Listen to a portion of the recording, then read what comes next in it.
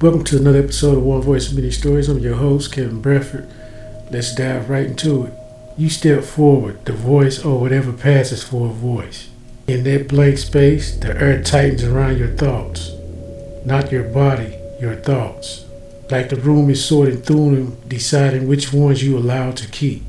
The presence in front of you doesn't move. It doesn't need to.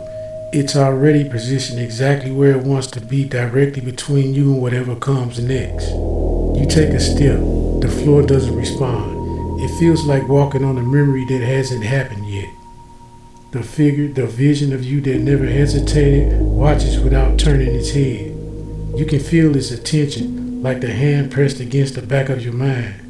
The space around you shifts, not visually, conceptually. Like the room is rearranging itself based on what you're thinking, not what you're seeing. A wall forms to your left, smooth, featureless. It wasn't there a second ago. Another wall forms to the right of you, closer, tighter. The room is narrowing your path on purpose. You keep walking. The figure moves beside you now. Not beside you, not behind you, but in perfect parallel, like a shadow that refuses to fall where it's supposed to. You try to speak. The room answers first. A single word delivered without sound. Closer. You obey because the space leaves you no other option. The walls tighten again. Not enough to trap you, just enough to remind you that you are being guided, not welcome. Ahead, the shapes begin to form. Not a door, not an exit. A table, plain, metal, cold. And on top of it sits an object you recognize immediately, even though you've never seen it before. A notebook, your notebook, the one you never wrote in but always meant to. The one you kept empty because you was afraid of what would come out if you ever started. The figure stopped beside the table. You stopped too. The notebook opened on its own. The pages are blank. Then the room speaks again. Not a word this time, but a sensation, a pressure, a directive.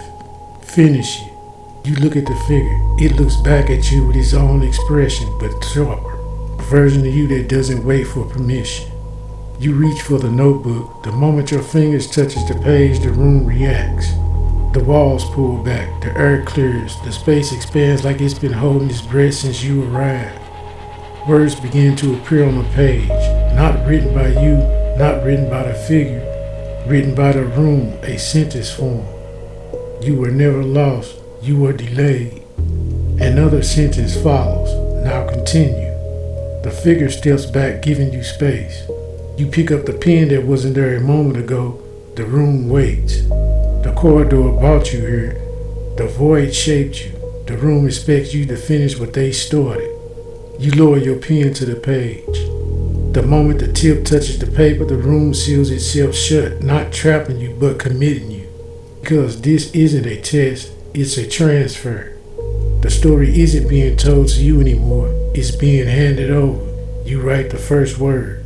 The room breathes, and for the first time you woke up in the corridor, you understand. You're not continuing the story, you're becoming the one who writes the next part. The pen stays in your hand longer than expected. Not because you are unsure, because the room is waiting to see if you understand what the sentence actually means. You are not here to record what happens. You're here to decide what happens next. The air shifts again, subtle but deliberate, like the space is leaning closer. Not to pressure you, but to listen. You write another word, then another. The ink doesn't glide, it sinks like the page is absorbing more than letters. Like it's taking pieces of you with every stroke. The figure, your other self, watches without blinking, not judging, not approving, just confirming that you're finally doing what it always knew you would do. The room expands around you, but not physically. It expands in meaning. Every line you write pulls a new shape into existence. Faith outlines the wall, doorways, path you haven't walked yet. You realize something. This place isn't reacting to your choices. It reveals them. You pause, the pen hovers above the page. The room doesn't rush you. It waits with the patience of something that has seen every version of you and knows how long this moment was always going to take.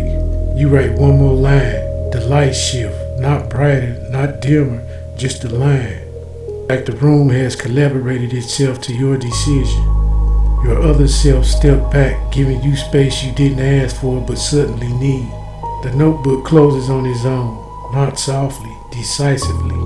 A new seam appears in the wall ahead of you, not a door, a threshold. The room speaks again, not with words but with certainty.